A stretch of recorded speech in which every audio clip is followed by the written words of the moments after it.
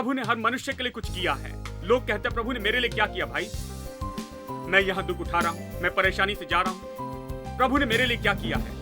Bible कहती है कि प्रभु ने यीशु मसीह के द्वारा आपके लिए कुछ किया है। उसने अपना बेटा भेजा, अवतार लिया, जाना हुआ, जहाँ प्रभु शरीर बना और इस संसार में आया, मनुष्य के बीच डेरा किया, मनुष्य के रूप में क्रूस का दुख उठाया, हमारे पाप और हमारे श्राप खुद पर उठा लिए, हमारे बदले में शाप बना।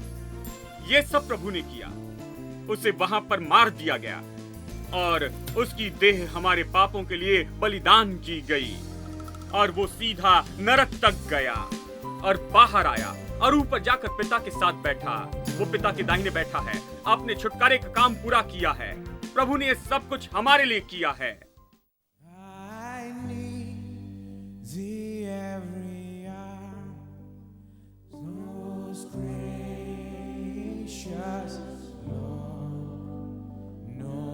Tender voice like thine can be soft. I need thee, oh, I need thee. Every hour I need thee. Oh, bless me now, my Savior. I come to thee. I need thee every hour. Stay by, nearby. Temptations lose their power when thou art nigh. I need thee, oh, I need thee.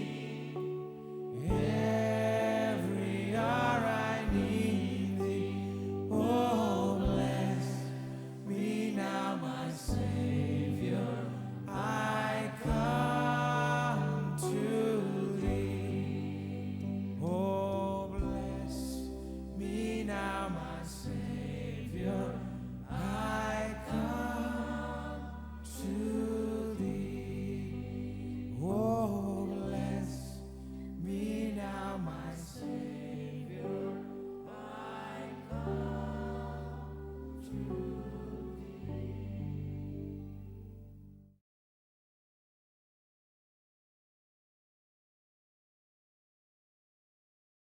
Israeli लोगों की यही गलती थी।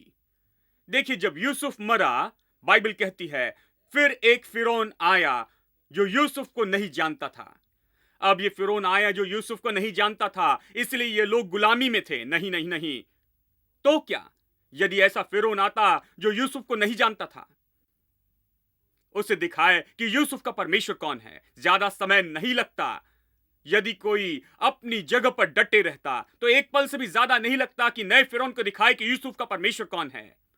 क्योंकि जब प्रभु ने मूसा को बुलाया, उसने कहा यहां पर आओ, अपनी लाठी फेंको, और वो सांप बन गई। और कहा इसे उठाओ, और वो वापस लाठी बन गई। उसने कहा जाकर फिरौन के सामने यही करना। केवल दिखाना कि प्रभु कौन है। क्या आपको लगता है कि ज्यादा समय लगता कि इस नए फिरौन को दिखाए जो यूसुफ को नहीं जानता था कि यूसुफ का परमेश्वर कौन है? इसके लिए कुछ पल से ज्यादा नहीं लगता कि इस नए फिरौन को दिखाए कि यूसुफ का परमेश्वर कौन है। लेकिन लोग, देखिए, समस्या ये नहीं थी कि नया फिरौन आया जो यूसुफ को नहीं जानता था। समस्या थी कि इजराइल की नई पीढ़ी आई जो प्रभु की वाचा को भूल गई और प्रभु की प्रतिज्ञाओं को भूली और प्रभु के वचन को। ऐसी पीढ़ी आई, यही समस्या थी। इसीलिए वो गुलामी में गए, क्योंकि वो पीछे हट गए थे। वो प्रभु की वाचा को भूल गए, वो अपनी जगह पर खड़े नहीं रहे। उन्होंने गुलामी को नहीं नहीं कहा, उन्होंने गुलामी का इनकार नहीं किया, उन्होंने सताव का इनकार नहीं किया, वो इसके विरुद्ध में खड़े नहीं रहे। उन्होंने इस पर जय पाने के लिए प्रभु की सामर्थ्य नहीं ली, वो प्रभु की योग्यता पर आधारित नहीं रहे कि इससे बाहर आए। उन्होंने प्रभु के साथ हाथ नहीं मिलाए कि कहे कि मैं इससे बाहर आऊंगा, मैं इनका गुलाम कैसे हो सकता हूं, मैं प्रभु की संतान हूं, मैं प्रभु की वाचा का बेटा और बेटी हूं, गुलाम नहीं बनूंगा। मैं इब्राहिम का बेटा हूं, मैं गुलाम होने के लिए बुलाया नहीं गया। उन्हें बस यही कहना था तो वो बाहर आते, क्योंकि जब वो मिस्र में थे, हालांकि वो गुलाम थे, प्रभु उनकी मदद की कोशिश कर रहा था। आप निर्गमन की किताब पढ़िए, पहले अध्याय में ही आप देखते हैं और अगले अध्याय में देखिए, इसे शुरू से पढ़े। एक बार फिर यह कहता है कि उन्होंने उन्हें जितना सताया वो उतने ही सामर्थी हो गए। ये यही कहता है, उन्हें सताने की कोशिश की, मजदूरी नहीं दी, चीजों से इनकार किया, उन्हें गुलाम बनाया, लेकिन उन्हें जितना ज्यादा सताया वो इतने सामर्थी हो गए। उन्हें सताना मुश्किल था। राजा ने आज्ञा दी कि सारे छोटे बेटों को मार दे, लेकिन स्त्रियां आसानी से बच्चे को जन्म देती। बच्चा जन्मना इतना आसान हो गया। दाई के पहुंचने के पहले ही मां बच्चे को जन्म देती और लंच भी पकाने लगती थी। जिन स्त्रियों ने बच्चे को जन्म दिया, ऐसा लगता था कि कुछ भी नहीं हुआ है, और दाई आकर खबर देती कि हम वहां पर पहुंचने के पहले वो बच्चे को जन्म देती है, तो हम अपना काम नहीं कर सकते। देखिए, प्रभु उनकी ओर से था, प्रभु उनकी मदद कर रहा था, प्रभु ने बहुगुणित कर रहा था, प्रभु ने बलवान और बलवान कर रहा था, प्रभु उनके साथ था। प्रभु जो कर सकता था उसने किया, और वो उनकी राह देख रहा था कि वो उसकी प्रतिज्ञाओं को ले ले और अपनी जगह पर डट कर खड़े रहे और विश्वास में खड़े रहे और विरोध करे और उठ खड़े हो और अपने सौभाग्य को ले ले। लेकिन उन्होंने नहीं किया, क्योंकि वो पीछे चले गए थे। उन्होंने इब्राहिम के साथ प्रभु की वाचा को याद नहीं किया, वो पूरी तरह भूल गए। देखिए, देश के रूप में वो पूरी तरह भूल गए, दूसरे ईश्वरों के पीछे चले गए और वो भटक गए। अंत में जब प्रभु ने मूसा को चुना तो सबसे पहले कहा, मैं इब्राहिम, इसहाक और याकूब का परमेश्वर हूं। इसी तरह उसने परिचय दिया। उसने कहा, मैं इब्राहिम, इसहाक का प्रभु हूं। अपने पूर्वज इब्राहिम को स्मरण कर, मैं उसका प्रभु हूं। उसके वचन याद रख। ओ, यही समस्या है, इसलिए तुम गुलामी में हो 400 साल से। तुम काम करने के लिए तैयार हो, पसीना बहाने के लिए तैयार हो, सताए जाने के लिए तैयार हो, सबके लिए तैयार हो। हाँ, यहां तक कि बहुत से विश्वासी चैंपियंस हैं। वो सब लेने के लिए जो शैतान लाता है। खैर, यीशु के नाम के लिए मैं ये सब लेता हूं। देखिए, सब कुछ यीशु के नाम के लिए नहीं है। जो भी हो रहा है वो उसे लेते हैं, कहते हैं विश्वासी होने के नाते पीछे जाना और परेशान होना मैंने सीखा है। बहुत से पीछे जाने वाले चैंपियंस हैं। हम सहने और पीछे जाने में अच्छे हैं। हम कहते हैं हमें जो भी मिला है उसमें मैं खुश हूं, बस यही। यदि यही तो जो भी आपको मिला उसमें खुश हो जाए, बस यही। नहीं नहीं नहीं, अपनी जगह पर खड़े रहें और प्रभु की प्रतिज्ञाओं को थाम ले और प्रभु की ओर से खड़े रहें। प्रभु जिसे हां कहता है उसे हां कहे, और प्रभु जिसे नहीं कहता है उसे नहीं कहे। मेरे दोस्तों, प्रभु आपके पीछे जाने और सहने से खुश नहीं होता। प्रभु केवल आपके विश्वास से प्रसन्न होता है। देखिए, बहुत से लोग कहते हैं कि प्रभु मेरे पीछे जाने से प्रसन्न होता है। ओ, मेरी संतान कितना धीरज रखती है, ओ ये कैसे सह रहे हैं। नहीं नहीं नहीं, प्रभु आपके विश्वास से प्रसन्न होता है। जब आप विश्वास कर प्रभु की प्रतिज्ञाओं को थाम लेते हैं, प्रभु इसी से प्रसन्न होता है। विश्वास ही वो चीज है जिससे प्रभु प्रसन्न होता है। शायद आप रोए, आपके रोने से प्रभु प्रसन्न नहीं होगा। शायद आप चिल्लाएं, आपके चिल्लाने से प्रसन्न नहीं होगा। शायद आप हर तरह का काम करें, प्रभु उससे प्रसन्न नहीं होता। केवल एक ही चीज है जो बाइबल कहती है कि प्रभु को प्रसन्न करती। प्रभु विश्वास से प्रसन्न होता है। विश्वास के बिना उसे प्रसन्न करना अनहोना है, पूरा अनहोना है। देखिए, यानी इजराइल के लोग गुलामी में थे। 430 साल वो सताए जा रहे थे। इसलिए नहीं कि ये उनके लिए प्रभु की इच्छा थी। हालांकि प्रभु ने उन्हें इतना अधिकार और सौभाग्य दिए थे।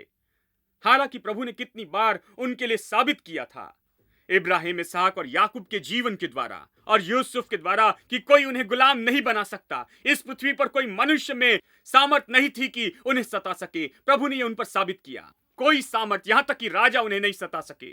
प्रभु ने इसे समय समय पर फिर से साबित किया। फिर भी उन्होंने इसे नहीं थामा। उन्होंने फिर इसे स्वीकार नहीं किया, फिर भी इसे नहीं समझे, फिर भी उन्होंने सच्चाई को नहीं थामा और अपनी जगह डटे नहीं रहे, अपनी जगह पर नहीं रहे। इसलिए वो गुलाम बन गए और अंत में प्रभु को आना पड़ा और उन्हें छुड़ाना पड़ा। और उसे एक मनुष्य की जरूरत थी, मूसा। मूसा ने क्या किया? उसने जाकर लोगों को बताया उन प्रतिज्ञाओं के बारे में जो प्रभु ने इब्राहिम के साथ की थी। वो प्रचारक जैसे लोगों को याद दिलाने लगा, लोगों को बताते रहा कि प्रभु ने क्या प्रतिज्ञा की है, हम कौन हैं, हम कौन हैं, हमारे पास क्या है, क्या हमारा है, हमारे पास कौन सा परमेश्वर है, वो हमारे लिए क्या कर सकता है, उसने हमारे लिए क्या किया, उसने हमसे क्या वादा किया। मूसा को इजरायली लोगों को यही बताने के लिए कहा गया था जो गुलामी में थे। उन्हें एक बार फिर याद दिलाया गया कि प्रभु ने उनसे क्या वादा किया है और प्रभु ने उनके लिए क्या किया है। वो आजाद हुए बहुत समय पहले ही, लाल समुद्र को पार करने से पहले ही। फिर भी वो गुलामी में रहे। वो इन 430 साल में आजाद रहे, फिर भी गुलामी में थे। क्या आप जानते हैं कि आप आजाद किए गए हैं पिछले 2000 साल पहले, क्योंकि आपको यीशु के लहू के द्वारा छुड़ाया गया है। क्या आप ये जानते हैं? इस संसार में बहुत से लोग हैं जो ये नहीं जानते हैं। हां, छुटकारे के नैतिक पहलू का अर्थ है कि प्रभु ने हर मनुष्य के लिए उद्धार दिया है। प्रभु ने हर मनुष्य के लिए कुछ किया है। लोग कहते हैं प्रभु ने मेरे लिए क्या किया भाई, मैं यहां दुख उठा रहा हूं, मैं परेशानी से जा रहा हूं, प्रभु ने मेरे लिए क्या किया है। बाइबल कहती है कि प्रभु ने यीशु मसीह के द्वारा आपके लिए कुछ किया है। उसने अपना बेटा भेजा, अवतार लिया, जाना हुआ, जहां प्रभु शरीर बना और इस संसार में आया, मनुष्य के बीच डेरा किया, मनुष्य के रूप में क्रूस का दुख उठाया, हमारे पाप और हमारे श्राप खुद पर उठा लिए, हमारे बदले में शाप बना। यह सब प्रभु ने किया। उसे वहां पर मार दिया गया और उसकी देह हमारे पापों के लिए बलिदान की गई और वो सीधा नरक तक गया और बाहर आया और ऊपर जाकर पिता के साथ बैठा। वो पिता के दाहिने बैठा है, अपने छुटकारे का काम पूरा किया है। प्रभु ने सब कुछ हमारे लिए किया है।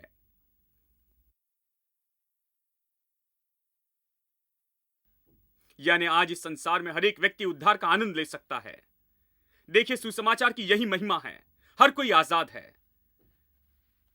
मैंने बाहर एक भाई से कहा आप आजाद हैं? आपको ये पता नहीं। मैं आपसे कह रहा हूं आप आजाद हैं। यीशु ने आपका आजाद किया है। यीशु ने आपका आजाद किया।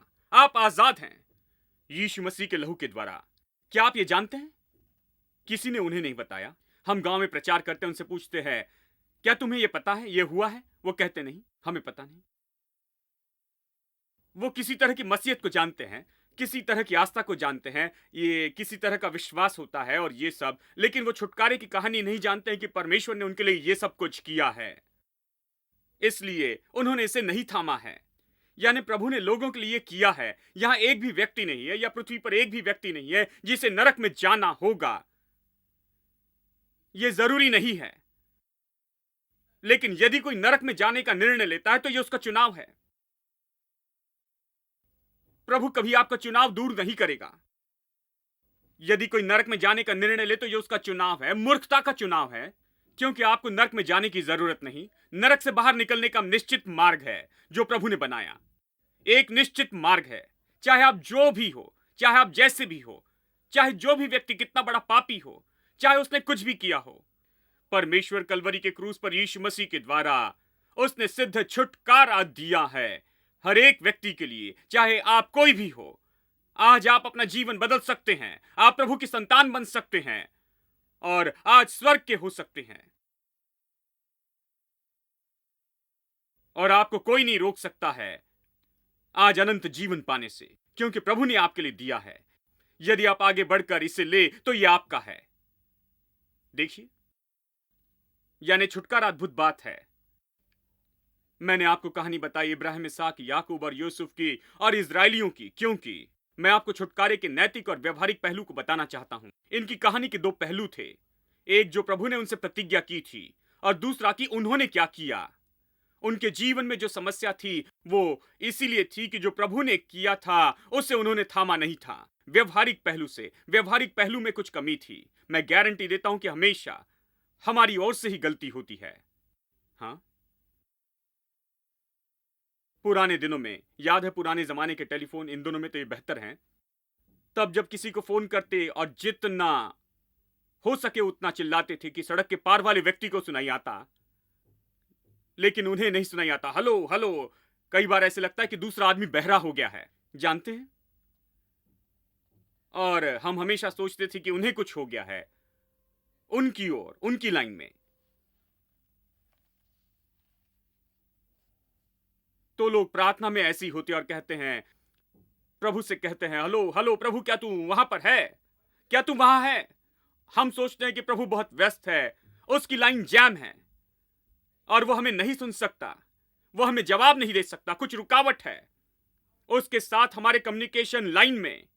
मैं आपको बताऊं मेरे दोस्तों, उसकी ओर से कभी भी कोई कमी नहीं है। उसकी साइड से कनेक्शन परफेक्ट है। केवल हमारी ओर से ही कुछ कमी हो सकती है। छुटकारे का व्यवहारिक पहलू, इसीलिए मैंने आपको यह पूरी कहानी बताई है। अब इस पर आधारित होकर, यानी यीशु ने कहा, तुम जो भी पृथ्वी पर बांधते हो स्वर्ग में बंध जाएगा, और जो तुम पृथ्वी पर खोलोगे उस स्वर्ग में खुलेगा। यदि दो लोग पृथ्वी पर किसी बात के लिए सहमत हो, तो वो मेरे स्वर्गीय पिता से उनके लिए हो जाएगा। मत्ती 18:18 और 19। यीशु ने कहा, वो कह रहा था छुटकारे के परिणाम में क्या होने वाला था। देखिए, यीशु छुटकारे का सिद्ध चित्र था। उसे मनुष्य के रूप में क्यों भेजा गया था? उसे मनुष्य के रूप में भेजा गया पुरानी वाचा में। देखिए, जब यीशु आया तो पुरानी वाचा में ही था, नई वाचा शुरू नहीं हुई। केवल यीशु के मरने और उसके जी उठने के बाद ही यह नई वाचा शुरू हुई थी। मैं अगले हफ्ते नई वाचा के बारे में बताऊंगा, लेकिन इसे देखिए, यीशु पुरानी वाचा में आया था। बाइबल कहती है कि परमेश्वर ने पुत्र को भेजा जो स्त्री से जन्मा, व्यवस्था के अधीन पैदा हुआ, मतलब यहूदी के रूप में जन्मा, यहूदी वंश में। गलातियों अध्याय 4:4 कहता है, वो लोगों में एक खास समूह का था, यहूदी वंश का। इसलिए वो बंधन में था। जो भी वो वंश विश्वास करता था, वो व्यवस्था के अधीन थे। वो प्रभु की व्यवस्था के अधीन था जो प्रभु ने मूसा को दी थी। मनुष्य रूप में जन्मा, व्यवस्था के अधीन, यहूदी होकर, और वो इस संसार में यहूदी जैसे जिया। वो इस पृथ्वी पर यहूदी मनुष्य के रूप में जिया, और उसने जो भी किया एक मनुष्य के रूप में इस संसार में, उसने ये सबसे पहले किया पवित्र आत्मा की सामर्थ्य में और प्रभु के वचन के द्वारा। उसने केवल कहा, वचन को इतना महत्व दिया, जो प्रभु ने कहा वही कहा, और जो परमेश्वर ने किया वही किया। पवित्र आत्मा की सामर्थ्य से किया, मनुष्य के रूप में, परमेश्वर के पुत्र के रूप में नहीं किया, इसे मनुष्य के पुत्र के रूप में किया। उसने पृथ्वी पर जो भी किया वो पूरा मनुष्य था और पूरा परमेश्वर था। लेकिन इस पृथ्वी पर उसके सारे काम पुरानी वाचा में हुए ऐसे मनुष्य के रूप में जो इजरायली था, यानी बाकी यहूदी लोगों जैसे ही जैसे वो थे। वो अपने दिनों में बाकी यहूदी जैसे ही था। अब इसे सुनिए, वो अपने दिनों के बाकी यहूदी जैसे था। वो सब वाचा में थे। कौन सी वाचा? इब्राहिम की वाचा। प्रभु ने इब्राहिम के साथ वाचा बांधी। इब्राहिम की वाचा में प्रतिज्ञा थी शांति की, धन, तंदुरुस्ती, शत्रु पर विजय, सब कुछ, आत्मा, प्राण, शरीर, हाथों के काम, धन संपत्ति, सब कुछ। इब्राहिम के साथ वाचा पूरी वाचा थी, ऐसी वाचा जो मनुष्य के जीवन के हर भाग के लिए थी, और वो उसमें जीते थे। यीशु उसी में पैदा हुआ, यीशु उस वाचा में था, वो उस वाचा में जिया और सब कुछ उसी वाचा में किया। तो एक बार जब वो आराधनालय में गया, वहां एक स्त्री थी, 18 साल से वो झुकी हुई थी। आप इस कहानी को पढ़ते हैं लूका अध्याय 13 में। चलिए मैं इसे इस तरह बताता हूं, मैं आपको संदर्भ देता हूं, आप पढ़ सकते हैं, बहुत दिलचस्प है। यीशु आराधनालय में गया। कई बार मैं सोचता हूं कि यदि आज यीशु चर्च में आ जाए तो क्या होगा। यीशु आराधनालय में गया। यह पुरानी वाचा का व्यक्ति था, वो एक यहूदी था, यहूदी वंश से था। इब्राहिम की वाचा का वो एक भाग था, वो बाकी सारे यहूदियों जैसे था। लेकिन देखिए, यीशु और बाकी यहूदियों में क्या फर्क था। वो वहां जाता है और ये स्त्री 18 साल से झुकी हुई थी, वो सीधी खड़ी नहीं हो सकती थी, इस तरह आ रही थी। ये किसी के साथ में हुई सबसे बुरी घटना होगी। वो इस तरह थी और वो उससे देखता है, और जानते उसने क्या कहा? इब्राहिम की ये बेटी, आप इसे पढ़िए, वो कहता है कि इब्राहिम की ये बेटी, कैसे ये इब्राहिम की बेटी इस तरह हो सकती है कि शैतान के द्वारा इतने साल तक सताई जाए। बिल्कुल यही शब्द थे। कैसे ये इब्राहिम की बेटी, कैसे शैतान इब्राहिम की बेटी को छू सकता है? किस तरह शैतान इसे इस तरह झुका सकता है? कैसे शैतान इसे ऐसे बना सकता है? शैतान इसे इतना बीमार कैसे कर सकता है कि झुककर जमीन को देखे और ऊपर न देख सके?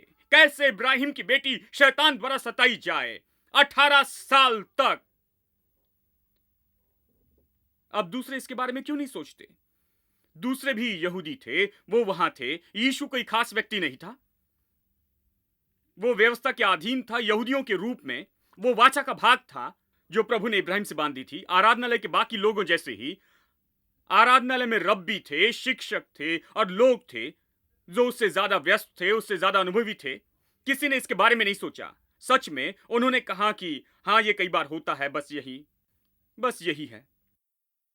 देखो, वो तो इससे भी और आगे चले गए। उन्होंने केवल यही नहीं कहा कि ये जीवन की वास्तविकता है। यदि ऐसा है तो हम क्या कर सकते हैं? आपको बस ऐसे ही चलना होगा, बाकी पूरे जीवन भर। जानते हैं, उन्होंने केवल इतना ही नहीं कहा, उन्होंने ये भी कहा कि कुछ इसी के लायक है क्योंकि उनके पूर्वज में से किसी ने पाप किया और इसलिए ये हुआ। याद है अंधा आदमी, यूहन्ना की किताब अध्याय 9 में यीशु इस व्यक्ति से मिलता है जो जन्म से अंधा था। तुरंत ही चेले, हमारे भाई यूहन्ना, पतरस और ये सब लोग, वो खुद इतना प्रकाशन नहीं पाए थे। वो यीशु को देखकर कहने लगे, यीशु, तुम्हें क्या लगता है कि किसने पाप किया, इसके पिता ने या इसके दादा ने? किसी ने पाप किया होगा इसलिए ऐसा हुआ है। उनके मन में कभी यह नहीं आया कि यह इब्राहिम का बेटा है, यह वाचा का व्यक्ति है। वाचा का व्यक्ति ऐसे कैसे हो सकता है, यह उनके मन में नहीं आया। उन्होंने कहा कि किसी ने कहीं पाप किया होगा इसलिए ऐसा हुआ है। वो इतना दूर चले गए, वो सही साबित करने लगे कि लोग क्यों ऐसे हैं। वो बातें करने लगे कि यह कैसे सही है, कुछ लोगों के लिए ऐसा ही है, यह ऐसा ही होगा। यह अजीब है कि हम कितने दूर चले गए हैं। प्रभु की प्रतिज्ञा भूल जाते हैं और अपनी जगह पर नहीं रहते हैं, अपनी जगह पर डटे नहीं रहते, और हम प्रभु की बातों से कितना दूर चले जाते हैं और इतने धर्मी हो जाते हैं। 18 साल से यह स्त्री चर्च में आ रही थी, 18 साल से वैसी चल रही थी, और जैसे वो आई वैसी घर चली गई। किसी ने उसे नहीं बताया, यह आपका अलौकिक अधिकार है इब्राहिम की बेटी के रूप में कि चंगे हो जाए, और दुष्ट शैतान आप पर अधिकार और सामर्थ नहीं रख सकता है। आप आशीषित हैं। व्यवस्था विवरण 28 वचन 61 बहुत महत्वपूर्ण है। शाप में बहुत महत्वपूर्ण बातें लिखी हैं। और फिर वो कहता है कि जो बीमारी यहां लिखी नहीं गई है वो भी शाप है। वो कहता है यानी हर बीमारी शाप में है इब्राहिम की वाचा के अनुसार। किसी ने उसकी ओर देखकर नहीं कहा कि तुम इब्राहिम की बेटी हो, तुम यहां पर आओ बहन, तुम्हें ऐसा नहीं होना चाहिए, आओ प्रार्थना करें, तुम खड़े होकर प्रभु पर विश्वास करो, तुम इसका सामना करो। हेलो, सब बिल्कुल शांत हो गए। देखिए, विरोध करने वाले नहीं थे। देखिए, जब यीशु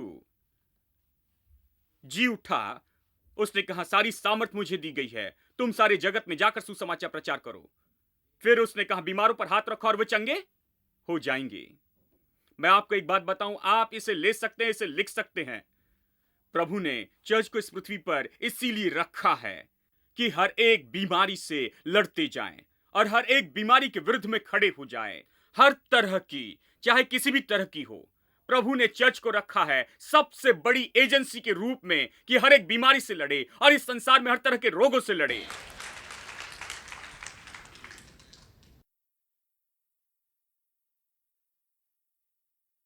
मसीह चर्च हीलिंग सेंटर नहीं है। मसीह चर्च चंगाई में विश्वास नहीं करते हैं। सच में वो इतनी दूर चले गए हैं और कहते हैं खैर, आखिरी प्रेरित मरने के बाद वो खत्म हो गई। कल्पना करें, बड़ी भीड़ उस व्यक्ति के द्वार पर खड़ी है जब वो मर गया। आखिरी प्रेरित, चाहे वो जो भी हो, ये आखिरी प्रेरित के साथ खत्म हो गई। जब आखिरी प्रेरित मरा, चंगाई चली गई। चंगाई कब पाएंगे? जब स्वर्ग में जाएंगे। देखिए, यही समस्या है।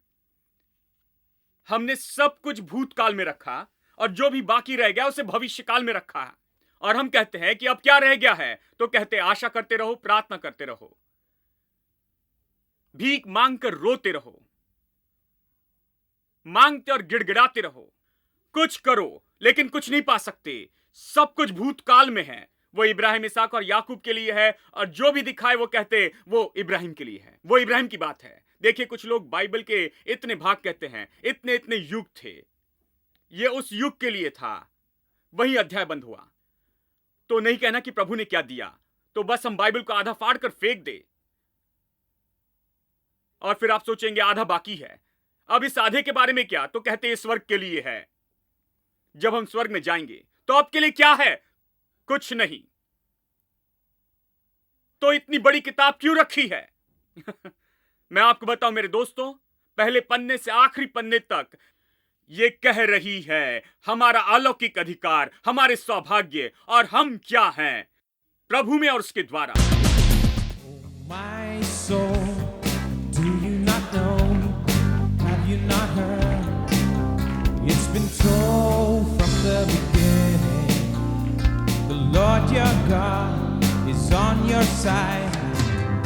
Oh, my soul, don't be afraid. Hope in the Lord. By His righteousness and power, He will strengthen, He will guide. And I will soar on wings like eagles, held by the hand of God. I will run and not grow tired. On His name I call.